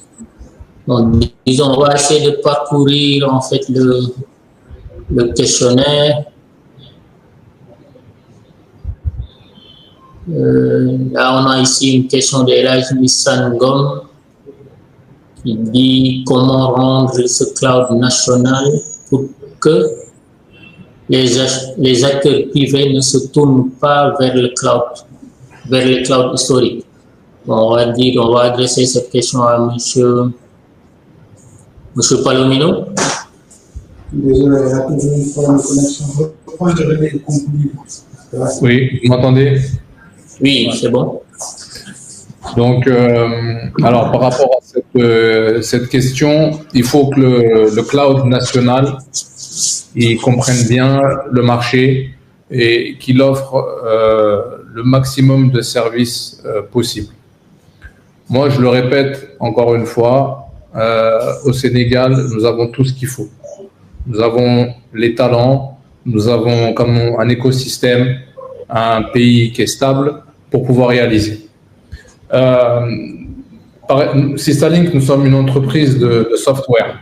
Donc, nous avons développé vraiment les logiciels, le cloud. Donc, il faut que le cloud national soit vraiment en cohérence avec les besoins. Aujourd'hui, qu'est-ce que les entreprises souhaitent? Les entreprises souhaitent pouvoir avoir du service. Quand je suis arrivé à Dakar, c'était extrêmement compliqué pour une entreprise locale d'acheter ne serait-ce qu'une machine virtuelle. Parmi les acteurs qui sont ici, il fallait remplir un fichier Excel, il fallait leur envoyer, voilà, il y avait des discussions, des allers-retours, et c'était très compliqué. Au-delà de ça, les peu de solutions qu'il y a locales utilisaient des services importés, donc avec des coûts de licence déjà qui sont là, et du coup, ils mettaient leur marge aussi par-dessus, ce qui faisait les offres chères, qui étaient vraiment aussi du coup en totale opposition avec les besoins des entreprises locales. Donc, il faut que le cloud national reflète la réalité et les besoins. Chez Systalink, nous n'avons aucun coût de licence de qui que ce soit. Nous sommes propriétaires. Donc déjà, à ce moment-là, nous réduisons nos coûts. Soyons honnêtes, un ingénieur en Afrique ne coûte pas également, n'a pas les mêmes salaires qu'un ingénieur qui se trouve à Los Angeles. Au-delà de ça, donc, on est capable de réellement de faire des prix qui réellement en adéquation avec la réalité du terrain. Donc, il faut que le cloud national le garantisse.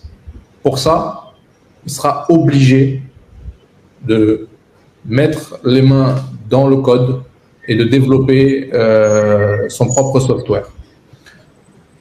Alors, détrompez-vous, nous, on n'est pas anti-cloud public. Hein, Systalink, la seule chose qu'on veut, on veut que les entreprises utilisent le cloud public comme les solutions de Azure par choix, pas par obligation. Aujourd'hui, 90% des données du Sénégal, ils sont en dehors du pays. Mais quand je parle avec les entreprises, ils souhaitent tous avoir les données ici au Sénégal, mais ils n'ont pas le choix. C'est ce choix-là qu'on essaye d'apporter. Donc, il faut que le cloud national comprenne le besoin. Il est hors de question qu'on mette 3 semaines à pouvoir acheter ne serait-ce qu'un VPS. Voilà. Donc, par contre, on peut le faire. On a les talents. On l'a fait. Vous pouvez venir nous voir. On l'a construit. Donc, c'est possible de le faire. Donc, c'est vrai que c'est une initiative personnelle. Moi, j'ai financé à 100% jusque-là à Systalink, mais on a des ingénieurs qui sont excellents. Et l'idée, c'est que on comprenne comment les logiciels de cloud qu'on nous vend sous licence fonctionnent. Ils l'ont fait. Pourquoi est-ce que nous, on ne le ferait pas? D'accord?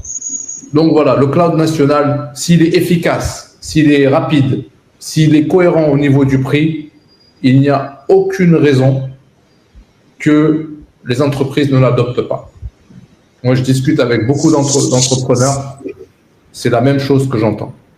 Également, nous acceptons les mobiles monnaies. Nous sommes dans un pays où il y a beaucoup d'entreprises, beaucoup d'utilisation de mobiles monnaies. Aucune plateforme du cloud public n'a pensé ne serait-ce qu'à introduire le mode de paiement local. Parce que les offres du cloud public ne sont pas en premier designées pour nous, sont designés pour leur pays. Je peux le comprendre. Sans compter aussi la fuite d'argent massive qu'on envoie en dehors de nos pays. Cet argent-là pourrait servir à construire, à investir dans nos data centers. Donc, oui, c'est possible. Nous pouvons avoir un cloud efficace qui n'a rien à envier au cloud de l'extérieur, local, mais il faut du travail, il faut une vraie volonté et il faut accepter d'aller au plus bas niveau de l'informatique, c'est-à-dire commencer à comprendre comment le kernel fonctionne, comment la couche logicielle, la première couche fonctionne, et de mettre les mains dedans. Nous avons les talents, ils sont capables de le faire. Voilà ce que je peux dire par rapport à ça. Merci.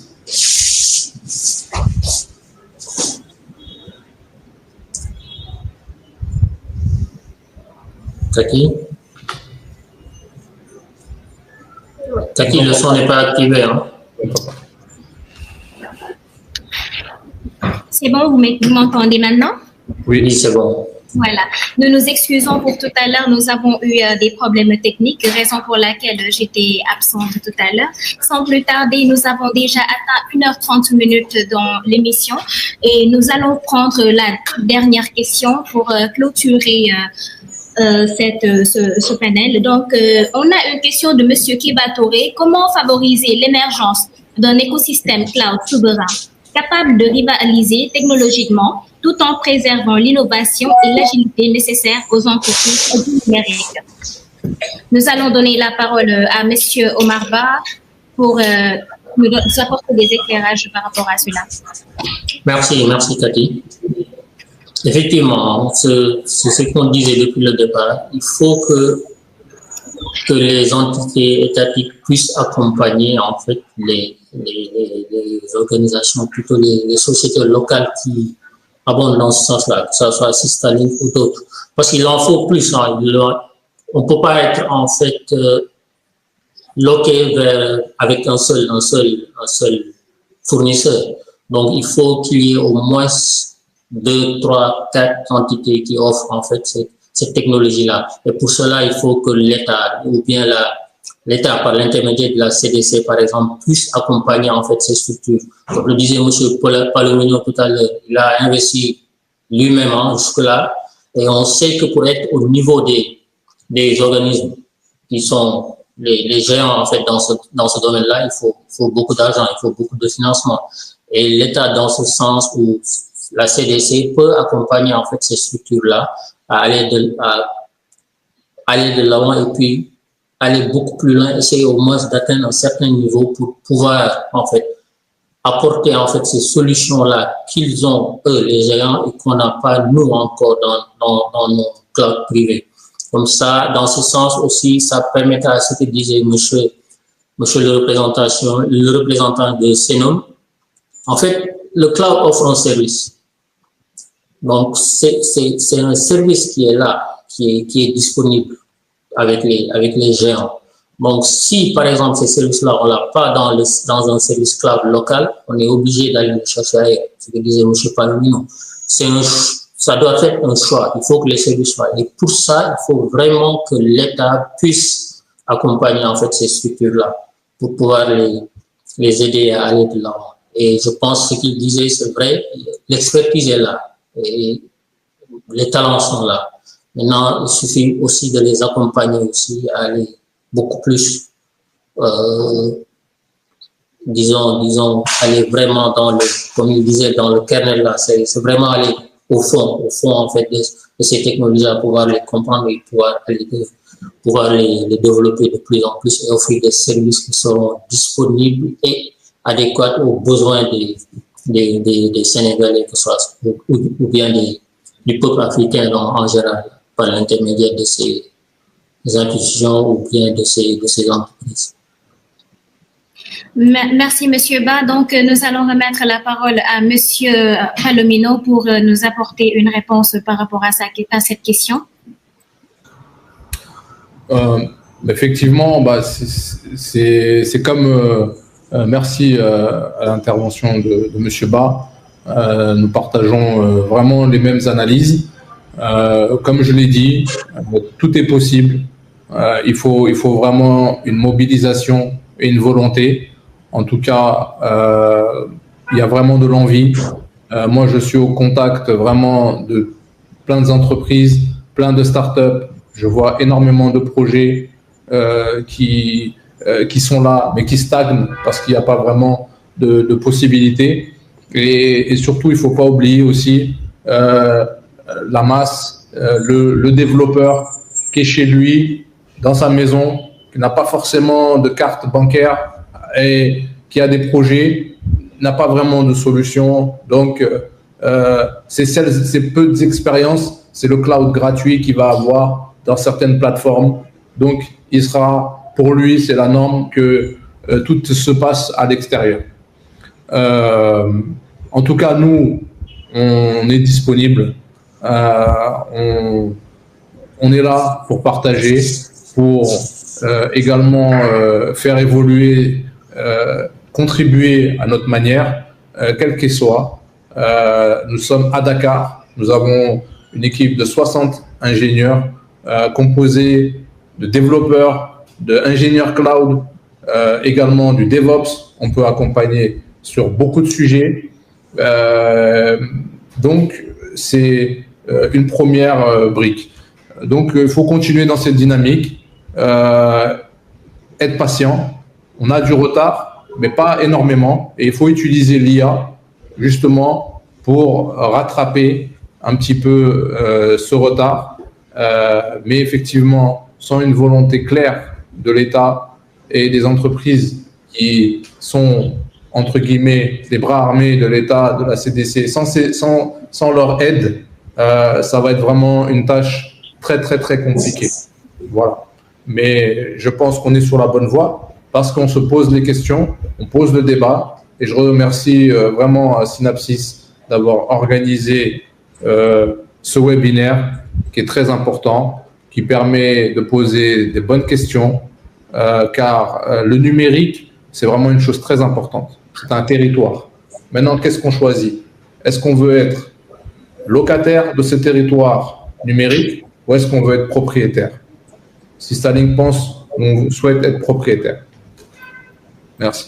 Merci à vous aussi, Monsieur Palomino. La patience qui lie vraiment avec la souveraineté, le mot que je peux retenir. Nous allons donner enfin la parole à Monsieur Andalussi pour cette dernière question. Monsieur Andalussi, à vous. C'est quoi pardon, est-ce que vous pouvez me rappeler la question? Je ne la vois plus. D'accord, je vais vous rappeler cela.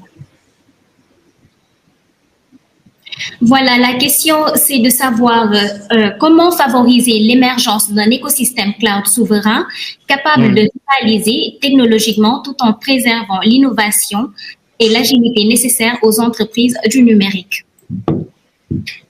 Je crois que je l'ai déjà abordé un petit peu, c'est la vision de Microsoft par rapport à cette question-là, c'est de permettre d'homologuer un cloud souverain qui n'est pas principalement dans la région ou locale. Donc c'est ça un petit peu l'approche. Ça permet de pallier aux limites des clouds locaux, des clouds un petit peu je dirais pas, voilà, c'est des clouds qui peuvent répondre à un certain nombre de besoins, mais pas à tous les besoins. Comme j'ai dit tout à l'heure, il y a des workloads qui nécessitent vraiment d'être déployés dans des hyperscale, mais tout en gardant les contrôles nécessaires et les garde-fous nécessaires. Et c'est ça ce que permet de mettre en place le Microsoft Cloud for Sovereignty. En Europe, juste pour vous donner un exemple, en Europe, c'est ce qui est utilisé par principalement tous les acteurs gouvernementaux. En Afrique, et vu que je gère pas mal de pays, et je sais un petit peu ce qui se passe aussi dans les autres pays, surtout l'Afrique anglophone et l'Afrique du Sud aussi, c'est quelque chose qui commence à émerger parce qu'on y a vu quelque chose, voilà, ou disons la vraie réponse à cette question-là. Encore une fois, il faut pas dire que c'est la réponse à tous les besoins de souveraineté. Il faut vraiment partir par une analyse un petit peu approfondie pour voir de quel workload on parle, de quelle utilisation du cloud on parle. Parce que, in fine, il y a des utilisations où on va les faire uniquement avec une offre locale, sans les hoster dans un hyperscale. Mais quand le workload ou quand le besoin nécessite vraiment un hyperscale, là, on doit se poser la question, est-ce qu'il faudra réinventer la roue et construire quelque chose localement alors qu'on en a on y a accès via des hyperscale ou via des data centers mondiaux, avec bien sûr toute cette couche-là de contrôle et de compliance qu'on ajoute avec le Microsoft Cloud for Sovereignty. Merci, Monsieur Andalousi, pour ces éclairages. L'émission tire à sa fin, donc nous allons prendre chacun des intervenants afin qu'ils nous donnent leur dernier mot par rapport à ce webinaire. Nous allons commencer par Monsieur Ba, votre dernier mot par rapport à ce webinaire. Merci, Cathy, merci. En fait, moi, je dirais que souveraineté et cloud public ne sont pas éliminés. Il faut juste savoir, en fait, ce qui est nécessaire pour garder cette souveraineté des données et en même temps y associer, en fait, les technologies qu'offre le cloud public. Parce que, comme on le sait tous, hein, il y a certains services qui sont offerts par des géants que nous ne disposons pas encore. Et là, dans ce sens-là, c'est comme on dit, on n'a pas le choix si on veut vraiment avancer sur certaines choses. Il faut l'accepter et dire que le cloud public actuellement est un vrai levier, en fait, dans cet écosystème technologique. Maintenant, il y a la souveraineté qui est là, qui constitue aussi, on va dire, des inquiétudes. Et là, le cloud souverain, on va dire, est aussi une nécessité pour certaines données. Donc, en général, chez Synapsys, c'est ce que je disais au début, il faut qu'on catégorise, en fait, les données. Il faut qu'on les catégorise, pouvoir faire, en fait, le choix de la technologie à adopter. Et puis, dans ces conditions aussi, il faudrait que l'État aussi puisse avoir des réglementations vraiment strictes et définir plutôt des réglementations strictes concernant ces données-là, pouvoir faire, et puis faire le contrôle derrière. Parce que des lois, je pense qu'il y en a eu, il y en a beaucoup, mais est-ce que le contrôle derrière est là aussi, c'est la question à se poser. Donc, l'État, dans ce sens, devra faire des efforts. Maintenant, comme on dit, il faut toujours accompagner nos entreprises locales. Parce que si on veut se développer, on est obligé de le faire. On est obligé de le faire. Et dans ce sens-là, la CDC est là, Synapsys est là, que ce soit le côté technique, la CNU aussi est là. donc qui a été vraiment précurseur en fait dans ce domaine-là, parce qu'il faut le dire, c'était l'ADIE en temps, ils offraient en fait centraliser pratiquement tout côté étatique. Donc ils sont aussi là et je pense qu'on va s'associer, c'est sûr, entre nous et essayer d'opter pour un mix qui va permettre en fait d'atteindre nos objectifs en 2050, Inch'Allah. Merci. Merci, Monsieur Ba, et merci d'avoir répondu présent à ce webinaire. Vous avez apporté une expérience vraiment remarquable et une contribution qu'on ne peut pas nier que nous tous nous apprenons là-dessus. Merci encore une fois. Nous donnons la parole à Monsieur Andalussi pour nous donner son dernier mot par rapport au webinaire. Très bien, merci beaucoup. Je souhaite premièrement vraiment vous féliciter d'avoir organisé ce genre de débat parce que dans notre chère Afrique, on voit bien que voilà, c'est des choses qui sont en train d'avancer et on se pose les bonnes questions. D'un point de vue Microsoft, et je l'ai dit tout à l'heure, on est vraiment à disposition de tous les acteurs locaux pour qu'on puisse travailler sur ce qu'on appelle une architecture de référence. Pourquoi ne pas la porter auprès des régulateurs et essayer de travailler sur une approche qui va allier accès aux nouvelles technologies, accès à l'innovation et surtout la partie souveraineté. Vous donnez la souveraineté des workloads qui sont hostés sur le cloud. Donc ça, c'est quelque chose, on sera ravis d'aborder ces questions-là avec vous. Et voilà. Donc, c'est tout pour moi.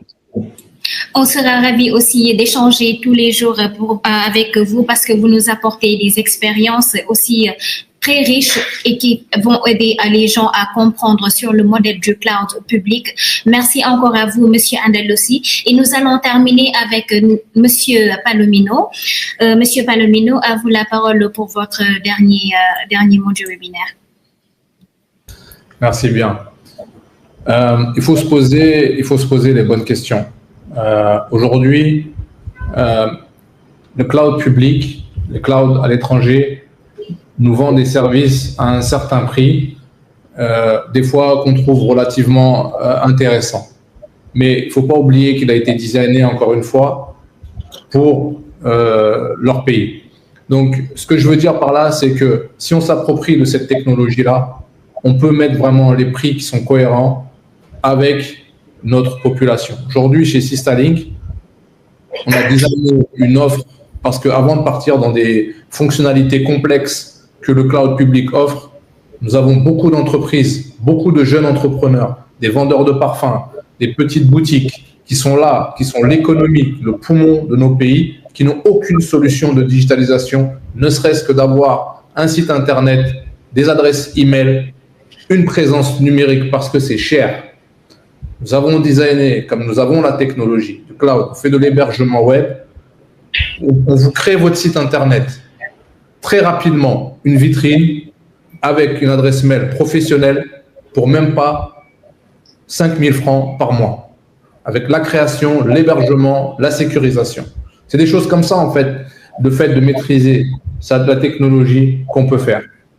Donc, du coup, il est important de ne pas tomber dans le panneau et de vraiment vouloir travailler, faire soi-même certaines choses qu'on peut faire. Et effectivement, comme je l'ai dit, pour certaines solutions, par choix, parce que ça nous arrange, on va voir les hyperscalers. Mais tout ce qui peut être fait en local doit être fait. Voilà tout ce que j'ai à dire. Et merci encore pour ce webinaire très intéressant. Merci à vous, Monsieur Palomino. Systalink, une vitrine du cloud souverain. Nous allons terminer avec notre invité, Monsieur Fall, qui nous vient de Sénou. Monsieur Fall, à vous la parole pour votre dernier mot de ce webinaire. Alors, je tenais déjà à dire merci à tout le monde, hein, notamment aux panélistes, pour la qualité de leurs interventions. Et aussi remercier les auditeurs qui se sont connectés nombreux, parce que je suis en train de regarder les commentaires. C'est une question qui intéresse pas mal de monde et c'est une question qui arrive à point nommé. Voilà. Alors moi, je vais pas être très long. Je remercie déjà Synapsis pour avoir organisé ce panel-là, très très très intéressant. et aussi dire que le Sénégal numérique reste ouvert à tout l'écosystème qui souhaite participer sur cette question de cloud-là. Donc nous sommes en train de participer à l'écriture du référentiel ou de la stratégie du cloud national. Donc tous les panélistes qui souhaitent collaborer, qui souhaitent apporter leur expertise seront les bienvenus. Voilà, merci et n'hésitez pas si vous avez besoin d'autres informations venant de CNUM, nous sommes ravis de vous accompagner sur vos besoins futurs. Voilà, merci. Merci à vous aussi, M. Sall, d'avoir répondu présent et d'être aussi disponible pour rendre aussi ce webinaire possible. Merci à nos trois intervenants pour la richesse des échanges et la clarté de leurs analyses.